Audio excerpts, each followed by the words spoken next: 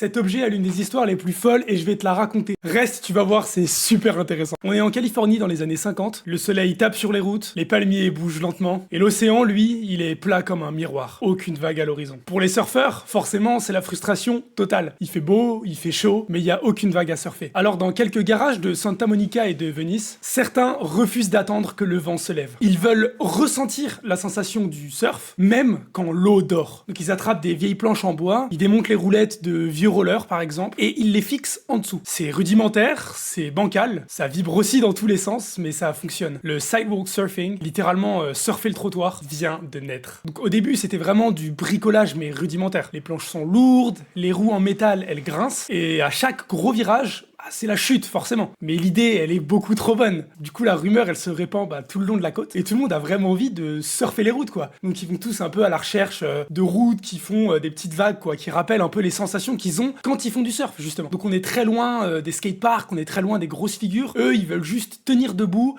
et ressentir la sensation des vagues. Et il y a des petites boutiques de surf qui commencent à flairer le filon et ils commencent à vendre ce qu'ils appellent les planchettes à roulettes. Très vite, les marques locales, elles commencent à mettre au point des planches beaucoup plus solides. Et dans les années 60, les premières compétitions de skate voient le jour. Les magazines de surf spécialisés commencent à parler un petit peu de cet engouement, si je peux dire, de ce nouveau sport qui fascine les jeunes surfeurs en Californie. Et là, la grosse révolution dans les années 70, les roues en polyuréthane. Donc fini le métal bruyant, qui glisse bizarrement, et d'un coup le skate devient quelque chose de super précis, qui peut même être rapide, et tout change. C'est l'explosion. Les skateurs dévalent les pentes de Los Angeles. Ils s'approprient les parkings, les rues, mais ce qui va vraiment changer, c'est un fameux été. Un été de sécheresse qui va vider les piscines de banlieue. Les gamins de Dogtown, un quartier pauvre entre Venise et Santa Monica, ils s'y engouffrent, en surfant les parois inclinées de la piscine, comme s'ils domptaient des vagues invisibles en fait. Et c'est le moment charnière. Le skateboard, c'est plus un passe-temps de surfeurs frustrés, ça devient une culture à part entière. Rebelle,